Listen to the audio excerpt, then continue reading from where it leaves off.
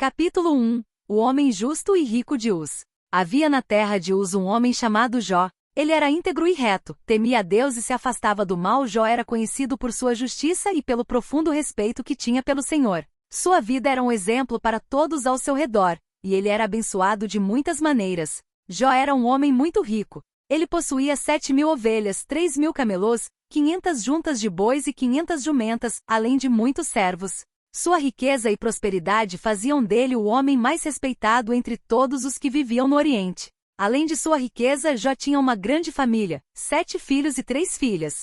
Ele amava profundamente seus filhos e fazia questão de cuidar não apenas de suas necessidades físicas, mas também espirituais. Sempre que seus filhos se reuniam para festas em suas casas, Jó oferecia sacrifícios a Deus em favor deles. Ele pensava, talvez tenham pecado e amaldiçoado a Deus em seus corações. Assim, Jó buscava constantemente interceder por sua família, demonstrando seu temor ao Senhor e seu amor paternal. Enquanto Jó vivia em paz, sua vida parecia perfeita. No entanto, em outra dimensão, algo estava prestes a acontecer. Um dia, os anjos vieram apresentar-se diante de Deus, e Satanás também apareceu entre eles. O Senhor perguntou a Satanás: "De onde você vem?" Satanás respondeu: "De percorrer a terra e andar por ela." Então Deus perguntou: "Você reparou no meu servo Jó? Não há ninguém na terra como ele, íntegro, reto, teme a Deus e se desvia do mal." Satanás respondeu desafiadoramente: "Será que Jó teme a Deus por nada? Não foste tu que puseste uma cerca de proteção ao redor dele, de sua família e de tudo o que ele possui? Abençoaste o trabalho de suas mãos, e seus rebanhos se espalharam pela terra. Mas estende a tua mão e tira tudo o que ele tem, e com certeza ele te amaldiçoará na tua face." O Senhor disse a Satanás: "Pois bem, tudo o que ele tem está em suas mãos, apenas não toque na vida dele." E assim Satanás saiu da presença de Deus, determinado a provar que Jó só era fiel por causa de suas bênçãos. Capítulo 2. A aprovação de Jó. Enquanto Jó vivia sua rotina tranquila com sua família unida e suas riquezas bem cuidadas, uma tempestade invisível começava a se formar. Satanás, autorizado por Deus a tocar em tudo que Jó possuía, iniciou sua cruel investida. Certo dia, enquanto os filhos e as filhas de Jó comiam e bebiam vinho na casa do irmão mais velho, um mensageiro chegou correndo até Jó. Ofegante e com o rosto marcado pelo desespero, ele anunciou: os bois estavam arando, e as jumentas pastavam por perto, quando os sabeus atacaram. Eles levaram todos os animais e mataram os servos com a espada. Apenas eu consegui escapar para trazer as notícias. Mal terminava de falar, chegou outro mensageiro, ainda mais aflito. Fogo de Deus caiu do céu e queimou as ovelhas e os servos, consumindo tudo. Apenas eu consegui escapar para lhe contar. Enquanto esse ainda falava, um terceiro mensageiro entrou também em pânico. Os caldeus formaram 3 grupos e atacaram os camelôs. Eles os levaram e mataram os servos com a espada. Só eu consegui escapar para lhe contar. Antes que Jó pudesse reagir a essas notícias devastadoras, mais um mensageiro chegou com uma notícia ainda mais trágica.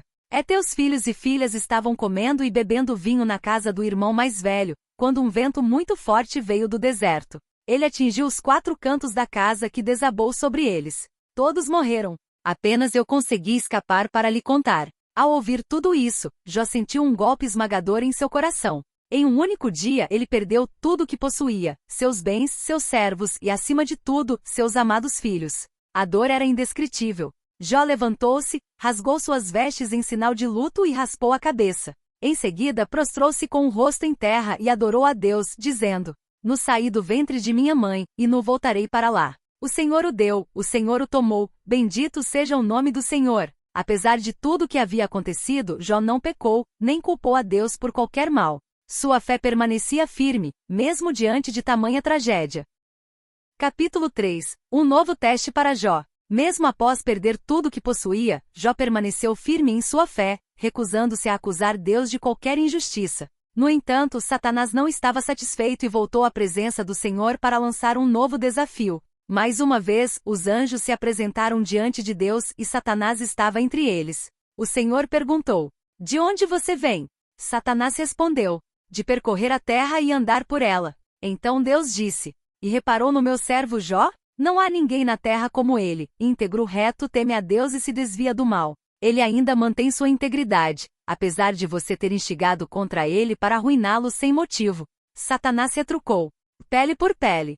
um homem dará tudo o que tem por sua vida. Estende a tua mão e fere a carne e os ossos dele, e com certeza ele te amaldiçoará na tua face. O Senhor respondeu: Pois bem, ele está em suas mãos, apenas poupe a vida dele. Então Satanás saiu da presença do Senhor e feriu Jó com tumores dolorosos, da sola dos pés ao alto da cabeça. A dor era insuportável, e sua pele estava coberta de feridas abertas e ulceradas.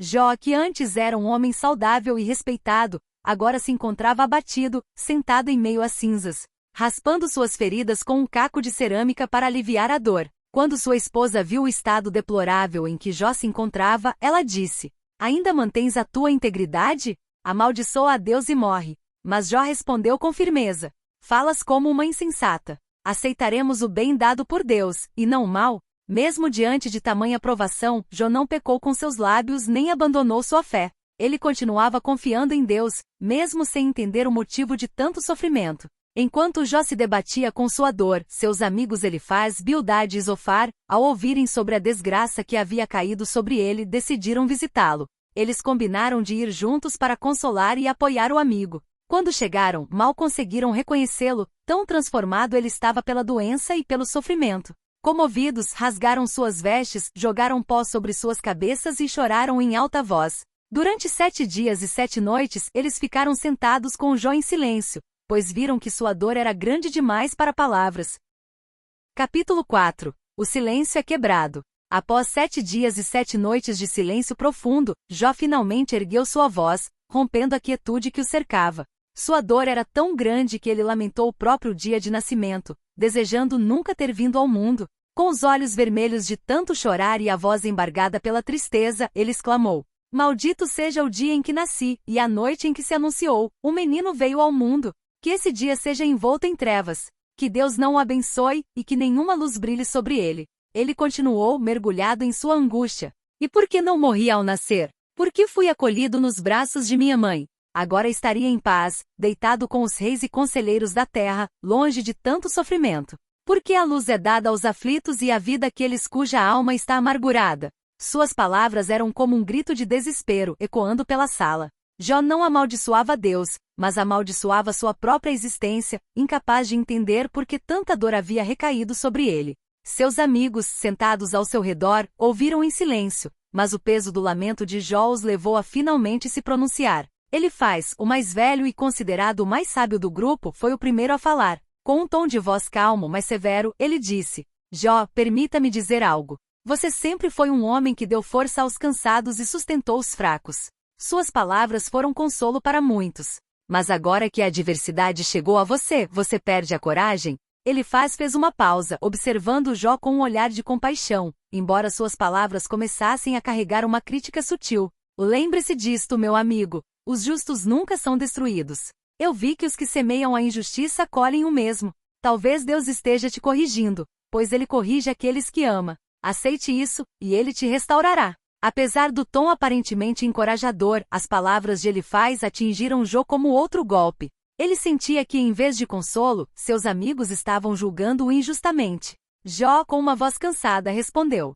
Minha dor é tão grande que é impossível medir. Se ao menos minhas palavras pudessem ser pesadas numa balança. Vocês falam como se eu não conhecesse Deus, mas digo que o que me fere não é o peso do meu sofrimento, mas o silêncio do Senhor. Ele suspirou profundamente antes de continuar. Por acaso, amigos, vocês não percebem que o que eu preciso é de compaixão, não de julgamento? Vocês falam de Deus como se ele fosse um juiz cruel, mas eu conheço o Deus que sempre amei e servi. Se pequei, mostrem-me onde errei. As palavras de Jó deixaram o ambiente ainda mais tenso. Elifaz ficou em silêncio, mas seu olhar parecia indicar que ele não estava convencido. A noite caiu, e a tensão entre Jó e seus amigos pairava como uma nuvem escura. Jó, em sua dor, olhou para o céu estrelado, buscando respostas no silêncio de Deus. Capítulo 5. As duras palavras de Bildade. Após a longa discussão entre Jó e Elifaz, os amigos ficaram em silêncio por um momento, observando o estado deplorável de Jó. Mas Bildade, o segundo amigo, não pôde conter-se por mais tempo. Ele se inclinou para a frente, com o rosto marcado pela expressão de reprovação, e disse: Jó, até quando você continuará falando coisas sem sentido?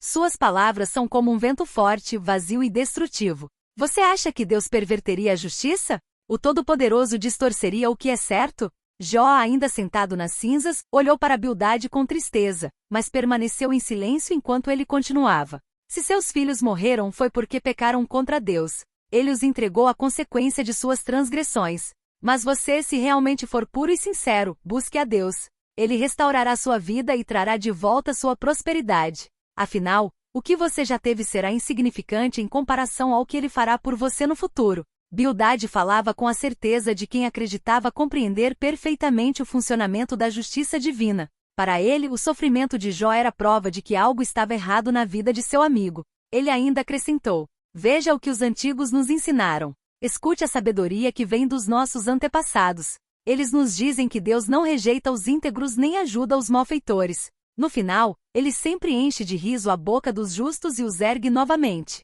As palavras de Bildade, embora repletas de convicção, soaram como acusações diretas a Jó. Ele estava sugerindo que Jó admitisse algum pecado oculto, buscando reconciliação com Deus para ser restaurado. Jó, com o coração esmagado pela dor e agora também pela incompreensão de seus amigos, finalmente respondeu: como vocês podem ser tão insensíveis? Vocês me tratam como se eu fosse culpado, sem saber nada sobre o que realmente está acontecendo. Eu já disse, não pequei contra Deus. Meu sofrimento não é consequência de uma transgressão, mas mesmo assim, vocês insistem em me julgar. Ele olhou para Bildade, suas palavras carregadas de emoção. Vocês falam da justiça de Deus como se fosse algo simples, mas por que ele permite que os justos sofram? Por que os ímpios prosperam enquanto os inocentes perecem? Não entendo os caminhos de Deus, mas ainda confio nele. Jó, com o rosto marcado pela dor e as lágrimas, ergueu os olhos ao céu e continuou: se ao menos pudesse falar com Deus diretamente, eu lhe perguntaria o porquê de tudo isso. Mas ele está distante, e eu não consigo encontrá-lo. Vocês me acusam, mas só Deus conhece meu coração. Os amigos de Jó ficaram em silêncio por um momento, impactados pela intensidade de sua resposta, mas suas mentes estavam longe de ser convencidas. Eles acreditavam firmemente que todo sofrimento era consequência de pecado, e o debate estava apenas começando.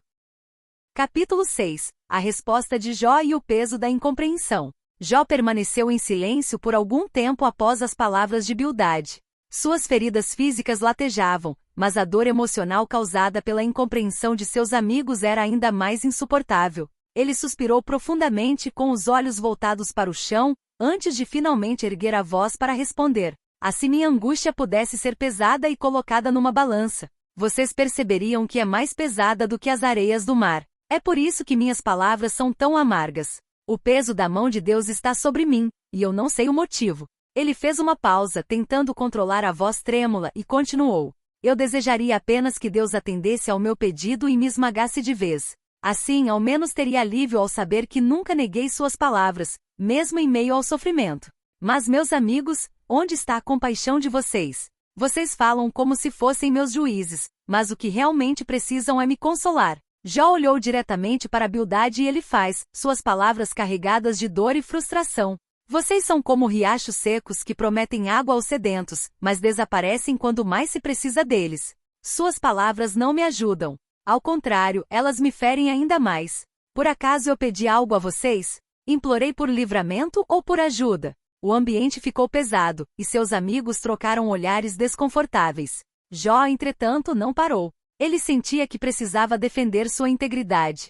Mostrem-me onde errei. Acusem-me de algo concreto, e eu me calarei. Mas suas palavras são apenas vento. Vocês me tratam como se eu fosse um mentiroso, mas minha consciência está limpa diante de Deus. Se eu soubesse o motivo de tudo isso, aceitaria. Mas não sei. Jó respirou fundo, sua voz ganhando um tom mais solene. A vida do homem na terra é curta e cheia de sofrimento. Ele é como uma flor que murcha rapidamente, como uma sombra que desaparece. Então por que Deus me observa tão de perto, como se eu fosse importante para Ele? Por que me faz passar por isso?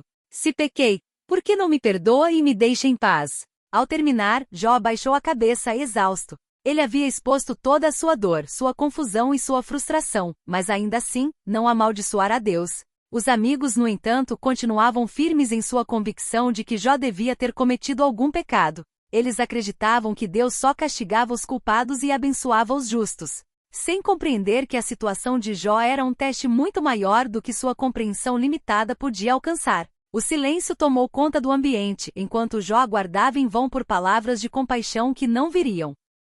Capítulo 7. o lamento profundo e o clamor a Deus. O silêncio após as palavras de Jó era denso, mas dentro dele, o turbilhão de sentimentos continuava. Ele olhou para seus amigos, esperando talvez uma resposta de empatia, mas nenhum deles parecia disposto a oferecer conforto. Jó voltou-se para Deus em um lamento profundo, permitindo que sua dor transbordasse em palavras carregadas de angústia. E a vida do homem na terra não é uma luta constante? Não é ele como um trabalhador que espera pelo fim do dia? Assim sou eu, passando noites cheias de sofrimento, esperando pelo amanhecer, mas o alívio nunca vem. Ele olhou para suas mãos, agora fracas e feridas, e continuou. Meus dias passam mais rápido que a lançadeira do tecelão e terminam sem esperança. Ó Deus, por que me criaste para isso? Não consigo dormir. Quando deito, meus pesadelos me perseguem. E quando estou acordado, minha dor não me deixa. Jó ergueu os olhos para o céu, como se esperasse uma resposta divina. Se pequei, o que fiz contra ti, ó vigia dos homens? Por que fizeste de mim teu alvo? Tornei-me um fardo para mim mesmo. Por que não perdoas o meu pecado e não apagas as minhas transgressões? Pois em breve irei para o pó, e ninguém se lembrará de mim. O lamento de Jó era um misto de questionamento e desespero. Ele não acusava Deus diretamente, mas suas palavras revelavam uma alma ferida que buscava explicações. Ele sentia-se pequeno e insignificante diante da grandiosidade divina, mas ao mesmo tempo, não conseguia compreender por que Deus o havia escolhido para tamanha provação. A resposta de seus amigos. Enquanto Jó falava, Zofar, o terceiro amigo, mostrou-se cada vez mais inquieto. Ele observava Jó com uma expressão de reprovação, até que finalmente decidiu intervir. Sua voz era dura e impiedosa. Jó, será que não podemos responder às suas muitas palavras? Você acha que sua tagarelice nos calará? Acredita que está certo em seus próprios olhos? Zofar inclinou-se para a frente, como se tentasse enfatizar sua próxima declaração. Se Deus falasse diretamente com você, ele mostraria todos os seus erros. Saiba que ele até tem sido misericordioso, pois seu castigo poderia ser ainda maior. Volte-se para Deus, arrependa-se e ele te restaurará. Ele encherá sua vida de paz, e você será novamente exaltado. Zofar, assim como ele faz em Bildade, estava convencido de que o sofrimento de Jó era resultado de algum pecado oculto. Ele não compreendia que o que estava acontecendo com Jó ia muito além das noções humanas de justiça e retribuição. Jó defende sua integridade. As palavras de Zofar feriram Jó profundamente. Ele levantou-se com esforço, apoiando-se em um dos cacos de cerâmica que usava para raspar suas feridas. Sua voz, embora trêmula, soava firme. Vocês não me escutam. Vocês falam como se fossem sábios, mas não entendem o que estou passando. Deus é grande, eu sei disso melhor do que ninguém. Mas quem pode argumentar com ele? Se eu fosse justo, não conseguiria provar minha inocência. Mesmo assim, eu clamo a ele. Jó fez uma pausa, olhando para o horizonte, onde o sol começava a se pôr. Ele é soberano, e seus caminhos são insondáveis. Mas eu desejo que minha causa seja ouvida. Quero apresentar meu caso diante dele e entender por que me trata assim. Mesmo que ele me mate, continuarei confiando nele. A noite caiu, e Jó, cansado de sua própria dor, sentou-se novamente entre as cinzas. Seu clamor ainda ecoava no ar, mas as respostas que ele tanto desejava permaneciam distantes. Capítulo 8. O debate se aprofunda. Enquanto a escuridão da noite envolvia o grupo, Elifaz, o mais velho entre os amigos, decidiu falar novamente. Ele havia escutado as palavras de Jó com crescente frustração. Ajustando seu manto, ele se levantou e disse com firmeza: Jó, suas palavras continuam desafiando o que sabemos sobre a justiça de Deus. Como pode alguém ser justo diante dele? Mesmo os anjos podem ser considerados imperfeitos. Quanto mais nós que somos apenas pós cinzas. Elifaz olhou diretamente para Jó, seus olhos fixos como se tentassem persuadi-lo pela força da razão. Acredito que você não entende a disciplina de Deus. Ele não rejeita os justos, mas corrige aqueles que ama. Aceite isso como uma oportunidade de aprendizado. Se você se submeter ao Todo-Poderoso, ele restaurará sua vida. A dor que sente agora se transformará em alegria, e tudo que perdeu será devolvido em dobro. Jó, exausto tanto física quanto emocionalmente, suspirou profundamente. Ele compreendia a lógica de Elifaz, mas sabia que a situação era mais complexa do que seus amigos podiam imaginar. A defesa de Jó. Jó ergueu os olhos para os amigos e respondeu, sua voz carregada de emoção. Vocês falam como se Deus fosse previsível, como se pudéssemos entendê-lo plenamente. Mas Deus é muito maior do que podemos compreender. Ele faz coisas grandiosas, maravilhas que não podemos contar. Ele governa a criação e estabelece os limites do universo. Ele fez uma pausa e continuou, sua voz ficando mais sombria. Mas mesmo assim, sinto que sou seu alvo. Ele me feriu sem motivo aparente. Vocês dizem que Deus sempre restaura os justos, mas olhem para mim. Vocês me conhecem. Eu andei com integridade, servi a Deus com todo o meu coração. E agora estou aqui arruinado, abandonado. Jó abaixou a cabeça por um momento, como se reunisse forças para continuar. Quando voltou a falar, sua voz era firme, mas cheia de dor. Se ao menos eu pudesse encontrá-lo, apresentaria minha causa diante dele. Eu perguntaria por que estou sendo tratado assim. Mas ele está oculto. Não posso vê-lo nem à direita nem à esquerda. Mesmo assim, sei que ele conhece o caminho que percorro. Quando ele me provar, sairei como ouro. Os amigos de Jó permaneceram em silêncio, surpresos com a intensidade de suas palavras. Embora discordassem dele, havia algo em sua determinação que os deixava inquietos. Bildade retoma o debate. Depois de alguns momentos, Bildade, impaciente, interrompeu. Jó, você fala como se fosse mais sábio do que todos nós. Mas deixe-me lembrá-lo, Deus é puro, e diante dele, até a lua e as estrelas não são puras. Quanto menos nós que somos como vermes. Quem é você para questionar os caminhos do Todo-Poderoso? Suas palavras eram diretas e duras, ecoando a visão limitada de que Jó deveria simplesmente aceitar que seu sofrimento era merecido. Jó clama por justiça. Jó, no entanto, não se deixou abater. Ele respondeu com os olhos cheios de lágrimas, mas sua voz permanecia firme. Vocês continuam a me acusar sem entender a profundidade da minha dor. Vocês falam como se eu tivesse transgredido contra Deus, mas não conseguem apontar meu erro. Eu estou cansado de suas palavras. Sei que meu Redentor vive, e que no final, ele se levantará sobre a terra. Mesmo que minha carne seja destruída, verei a Deus com meus próprios olhos. Suas palavras eram um misto de desespero e esperança, um grito de fé que desafiava as acusações de seus amigos e ecoava na noite silenciosa. Os amigos de Jó, incapazes de compreender a profundidade de sua confiança em Deus, ficaram perplexos. O debate continuava, mas era evidente que as respostas para o sofrimento de Jó não seriam encontradas naquele círculo de amigos. Capítulo 9. O desespero de Jó e a busca por respostas. O vento da manhã começava a soprar suavemente, mas a tormenta no coração de Jó não diminuía. Ele estava agora cansado não só de sua dor física, mas também do desconforto causado pelas palavras de seus amigos. Embora eles falassem com a intenção de ajudá-lo, suas tentativas de justificar seu sofrimento como um castigo divino pareciam mais um peso sobre os ombros de Jó. Deus é poderoso e soberano. Não há ninguém que possa questionar seus decretos. Mas, por que então ele me esmaga sem motivo? Por que ele me trata como inimigo se eu sempre o servi? Jó falava, agora mais diretamente para seus amigos e ao mesmo tempo para o próprio Deus, com a esperança de que suas palavras tocassem o coração divino. Ele continuou. Se alguém é inocente, como posso provar que sou justo diante de Deus? Mesmo que eu esteja certo, ele tem o poder de me destruir. Ele é quem dá e tira. E quem sou eu para me opor a isso? Jó suspirou profundamente e falou com uma tristeza crescente. Se ele me julgasse, não haveria chance para minha defesa.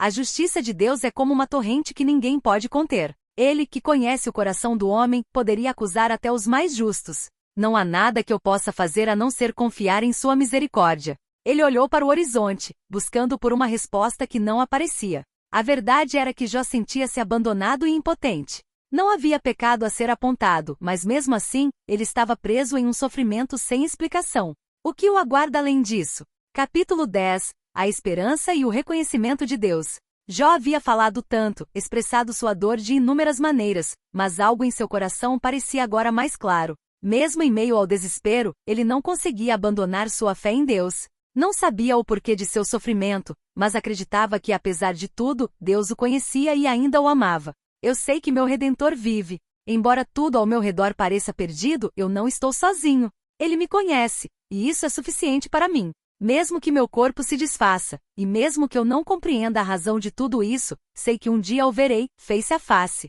Jó fechou os olhos por um momento, as palavras ecoando em sua alma. Ele sentia uma paz profunda, mesmo sem entender completamente a situação. E enquanto olhava seus amigos, ele disse com uma quietude surpreendente. Se Deus quiser me restaurar, ele fará. Se ele quiser me destruir, que assim seja. Mas uma coisa é certa, meu coração nunca abandonará a verdade de que ele é justo e bom. Ele olhou para o céu, a esperança renovada no fundo de seu ser, sabendo que, de alguma forma, a resposta divina viria quando fosse o momento certo. O sofrimento de Jó ainda não tinha fim, mas agora ele sabia que Deus ainda estava presente, observando e ouvindo.